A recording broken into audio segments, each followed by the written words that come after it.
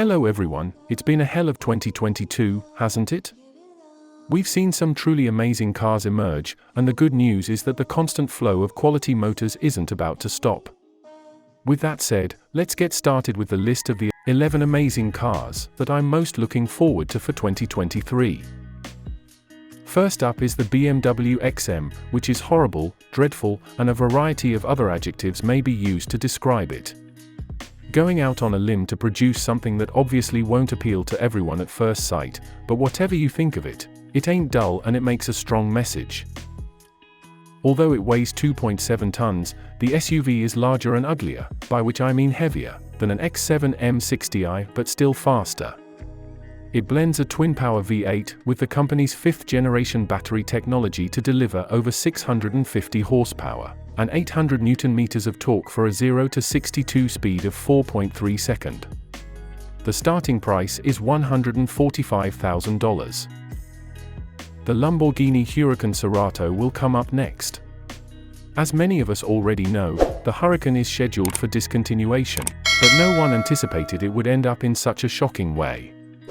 The Cerato is a Huracan with a twist. It is designed specifically for off-road use. To put it another way, think of a Urus without any of the practicality and with even more fun factor. It rides 44 mm higher than the standard Huracan Evo for greater off-road ability, a longer suspension travel, and the ability to go almost anywhere.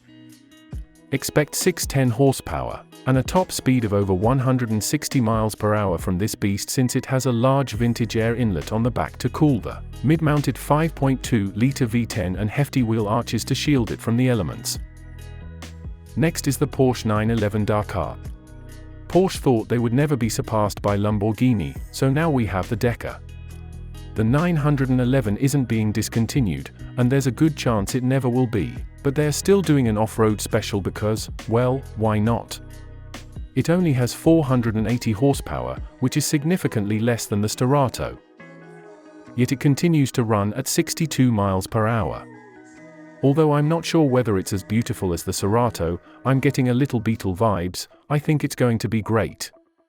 Let's face it, this vehicle was modeled after the 1984 Dakar-winning 911 Carrera 3.24x4 Paris Stacker, a true rally machine. As a result, it has 50 mm more ground clearance than a standard 911, but if you get stuck, you can raise it by another 30 mm while traveling at up to 93 miles per hour. It also has a rally launch control system, which will sound amazing.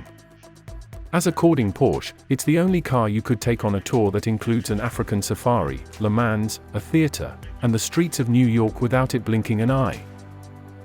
The Hyundai Ioniq 7 follows next. We've had the Ioniq 5, 6, and 7, and the Ioniq 7 will be arriving very soon. This vehicle is another SUV, but it has styling that is entirely different from the other two, featuring a boxy design, a very recognizable bluff front end, and a distinctive interior. In the concept model, Hyundai showed off a sort of lounge area where people could hang out and play an instrument, or live stream their love of potted plants for some reason with a huge display in the ceiling instead of an actual sunroof. It's unclear why, but it's cool. In the production model, we're likely to see a standard 7-seater cabin, but let's hope it has at least some odd elements to help keep things interesting. It will be all electric, and while the size of the battery is unknown, I anticipate it to have a 77 kWh pack similar to the Ioniq 5 and 6 packs, and maybe even a 100 kWh pack to assist optimize that range. The Ferrari Pure Sangue comes next. The phrase pure sangue means thoroughbred in Italian, which is odd because the first thing that comes to mind when you think of a pure-blood Ferrari isn't a high-riding 4-door 4-seater. However, money talks, doesn't it? They watched Lamborghini virtually print money with the euro, so it was inevitable we'd see something similar from the prancing horse. However, it does differ from most Ferraris in having a naturally aspirated 6.5-liter V12 engine and an 8-speed dual-clutch transmission. As a result, on paper, it is already sure to outperform virtually all of its rivals in terms of performance, and it also looks good. Expect a 0 to 60 miles per hour time of 3.3 seconds, and a 125 miles per hour time of 10.2 seconds, as well as low fuel economy. If you're thinking that this doesn't seem particularly environmentally friendly, you're correct. However, the inside does have a roof covering made from recycled polyester, and the carpet is created from fishing nets recovered from the ocean, so Ferrari is doing their part there. Polestar 6 is the following on the list. Polestar said they weren't going to produce it, but after widespread pleading, they decided to. We'd like to thank Polestar for their generosity. The concept had some odd extras, like a drone you could send up to take photos and videos of you as you drove, but the main reason we adored it was because of the way it looked. It will be 100% electric, as you'd expect from an EV company, and it will feature a twin-motor drivetrain that will provide, get this, 833 horsepower. It has a nicely proportioned coupe convertible style that is unlike anything else on the market right now. This is the latest Lotus Eletre.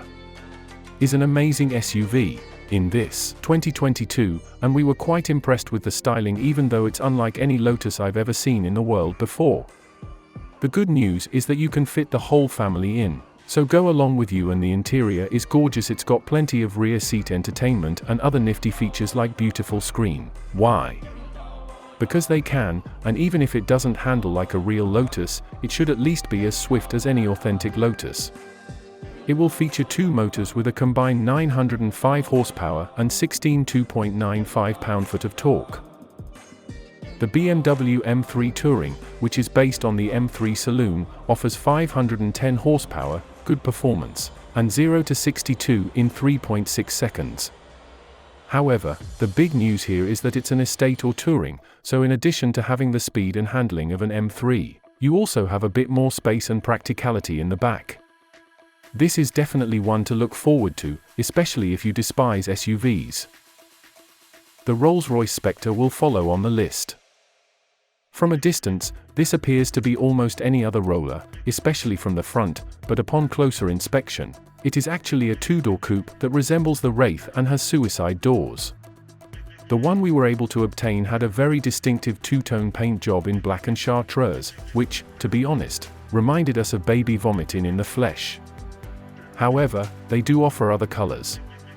It also has an illuminated grille, ultra-thin DRLS, and a reprofiled Spirit of X2C mascot. According to the company, it required 830 hours of wind tunnel testing and modeling to perfect these features. But in my opinion, the mascot is still the same, it simply leans forward little more than before. Inside, it has the same Starlight headliner as before, along with Starlight doors that are a nice upgrade and an updated infotainment system. But the big news is that it runs on batteries that are large enough to allow for a range of over 300 miles and motors that produce 577 horsepower. At 300 grand, it's going to be pricey, but let's face it, this might be the best Rolls-Royce ever. The Audi A6 e-tron is the vehicle I want to mention next. I have to say that it was one of the nicest looking designs I've seen Audi step up their design game. The main selling point here is the redesigned single-frame grille, which is now just a panel with illuminated Audi rings and some seriously intimidating-looking headlights with DRL patterns you can customize. These headlights also function as projectors that beam images onto a surface in front of the car, so you could theoretically watch movies or play games, though only in black and white. The idea also had additional high-resolution projectors dispersed throughout the vehicle that could beam pictures onto the ground to alert other drivers or cyclists when the doors could be about to open or when the car might be moving left or right. Very clever. The A6 will be offered in hatchback and estate body styles. Finally is the Aston Martin, but the Aston Martin Valhalla is a plug-in hybrid hypercar that looks insane and performs to match.